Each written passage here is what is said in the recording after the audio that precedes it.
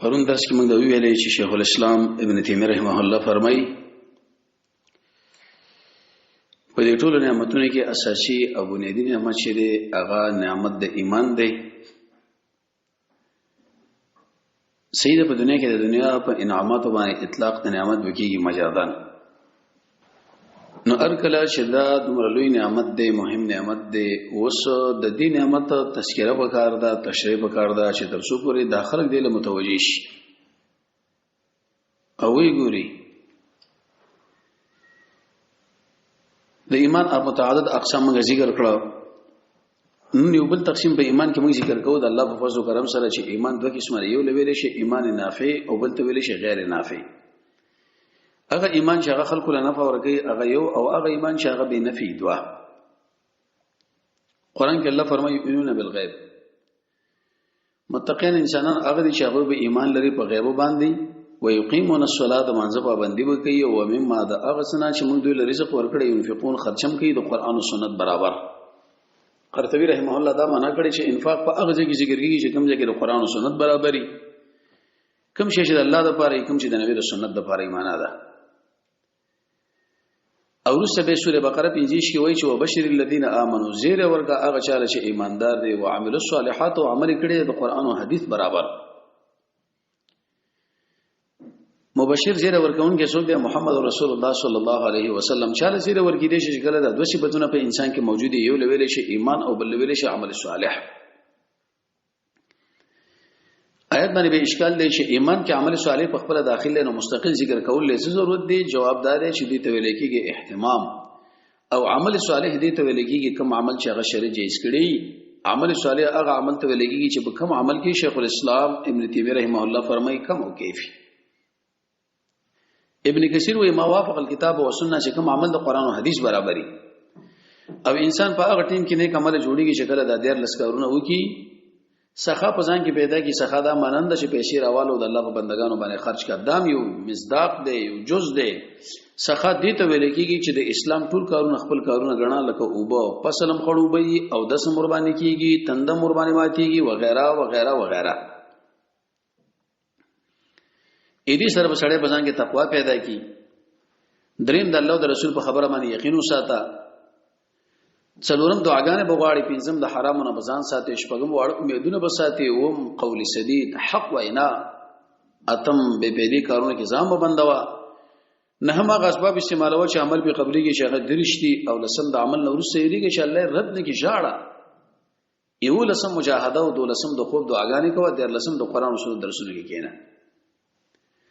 ورسه به یو سلواوي کې وایي چې ليس البر دا نه کې نه ده چې تاسو وګرځوي د خپل مخونه قبل المشرق په طرف د مشرق او مغرب ولکن البر من امن. لیکن نیکی د هغه چا چې ایمان په الله راوړي یو والیوم الاخر په ورځ رسنه راوړي دعا او الملائکه په ملائکه باندې راوړي درې ول کتاب په کتاب باندې راوړي جنسي معنا ده ونبیین او انبیاء علیهم الصلاه والسلام.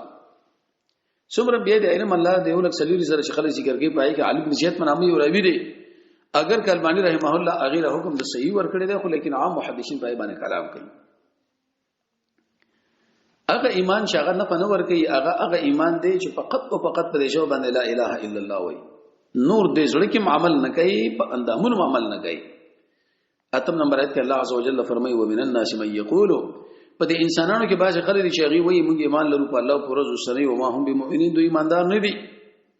من الناس تعبیر یو کې د بیزته په خاطر دوه شیونه ذکر کړل چې ایمان بالله او قیامت منځ کې ټول شی نه رااله. آیات باندې اشکال د مخکې ویل چې موږ ایمان لرو په الله او پر ورځ سره به وایي چې ما هم بمؤمنین ټیک دا کنه ایمان نه لري په ایمان شرعي. ځکه دلته کې دوی صرف په دې قول باندې اعتماد کړي دي. یقول او بل ځای به فرمایي چې قالو يهود وایي چې نؤمن بما انزل علينا موږ ایمان لرو په هغه چې په موږ نازل شوی دی او یکفرون بما وراء په دې نور ټول باندې به دوی انکار کوي. او دا مرز په اکثره بعض خلکو کې موجود دی چې زموږ د مذهب موافقه فتوی هغه موږ منو که زموږ د مذهب نه اقوا شو به موږ هغه نه منو.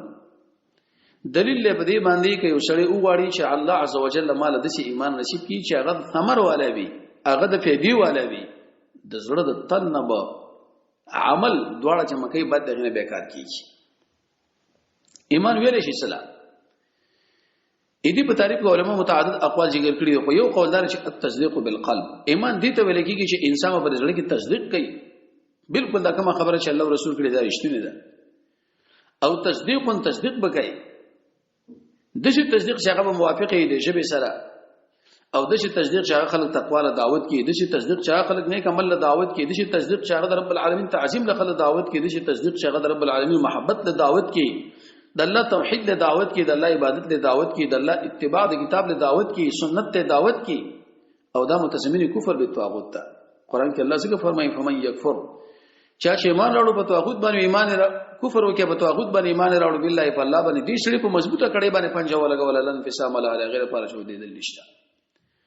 او چا د شمنګاری کړي دي چې التصديق بجميع ما جاء به النبي صلى الله عليه وسلم معتبر عما سوى الله. قران او سنت چې کوم دین راوړي دي په دې ټول باندې په کامله معنا اعتماد، د نور ټول ادیان نه په کامله معنا باندې براءت. چې ویل دي چې التصديق بجميع ما جاء به النبي صلى الله عليه وسلم على اعتماد عليه. اې دې ایمان ډېر انجی ایجاد فیدیم دي.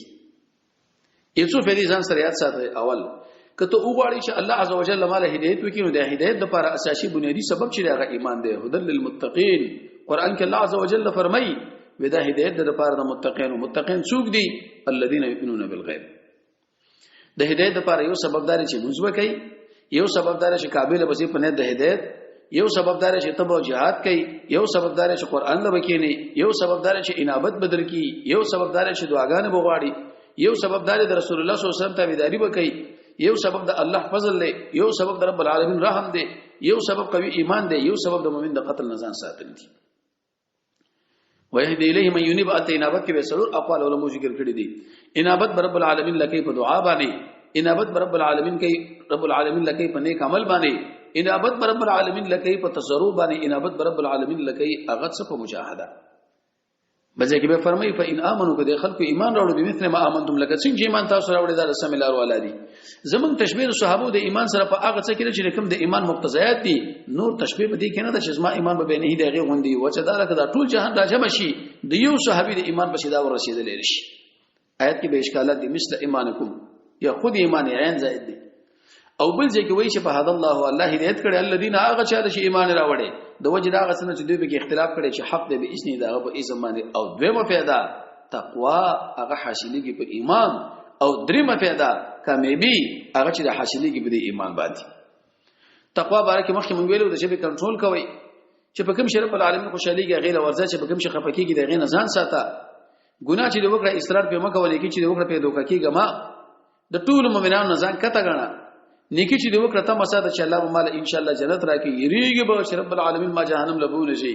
د سوره بقره د ایتونو عمل کرا ولا د قران او سنت لاندې ژوند تیر کا، د الله د محبت اسباب برابر کا چې په کوم شي باندې مکلف کړي غیر لبیک وای د بندگانو سره مینه وساته، او دې سره سره طاغوت دا انکار وکا، حرام او نزان وساته. او فلاح اصل کې معنا د شیدلو چوت دا لکه څنګه چې د اسمکه وشلېږي تیغ تیرو چې د قشه مصیبتونه به ختم شي او راحت به راشي. هغه په ایمان راځي، هغه په تقوا راځي، هغه په تواضع راځي، هغه د رسول الله په اتباع باندې راځي، افتراء باندې کوي، ارتداد باندې کوي وغیرہ. او دې سره الله عزوجل دا خبره ذکر کړې ده چې کله یو سړی کې ایمانی د خپل ځان سره په خوا کې ذکر کړی دی. یخادعون الله والذین آمنوا. الله عزوجل د منافقانو باره کې فرمایي ورسره ان شاء الله د وی صفات ذکر کوو چې دوی دوکه کوي د الله سره او د قشان د مؤمنانو سره.